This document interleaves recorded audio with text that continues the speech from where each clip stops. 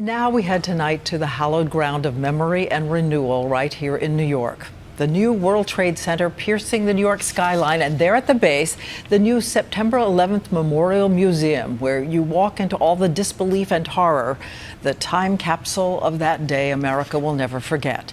The museum opens tomorrow, but tonight a preview as ABC's David Muir takes us right inside with him. David.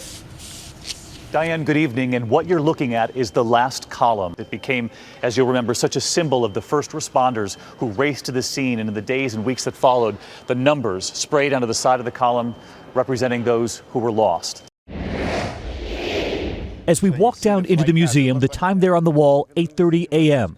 It was still a beautiful morning.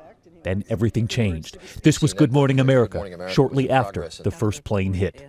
There's been some sort of explosion at the World Trade Center in... Obviously a major fire there. And there as you begin to descend 7 stories below ground, the first thing you hear, the voices. On the day of September 11th, 2001. Everyday Americans remembering where they were, their own words lighting up the walls here.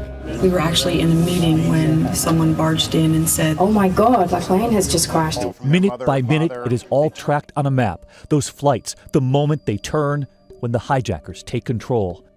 And as we walk through the museum, beside us right there, the survivor stairs. Literally hundreds of people used this staircase as an escape route on 9/11 when the attacks were taking place.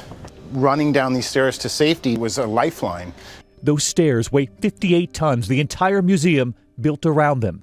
And around the corner, we find Big Red, the fire truck, Ladder 3. So many remember their brave captain, Patty Brown.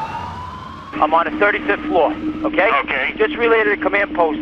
There's we're trying to get up. That captain and 10 of his men lost. There is the bike rack here, the bicycles still covered in dust. All of the planes remembered here. These are parts from Flight 77 pulled from the Pentagon. So was this clock, frozen at 9:37. A melted Rolodex, someone's phone.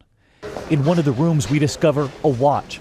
Found in the field in Shanksville, Pennsylvania. It was Todd Beamers, one of the heroes who took back that flight. On his watch, the date, the 11th.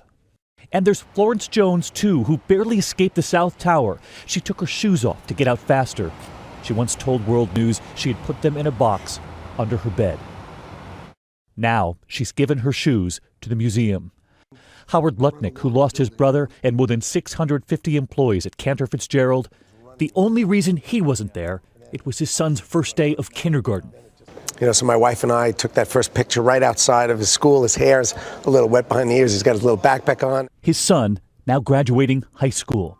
And inside here, you'll find other messages of hope. The NASA commander who saw it and listened to what he said. I know it's very difficult for everybody in America right now.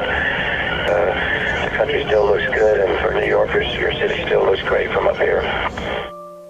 Diane, it's simply stunning what they've been able to preserve here in the museum. And what you're looking at behind me here is one of the original retaining walls around the entire World Trade Center site, around both of those towers. The president will be in this room tomorrow to honor the work that's been done on this museum, to honor the lives lost, and of course to mark the resiliency of this country so many years later. Diane. All right, David Muir, thank you so much, David.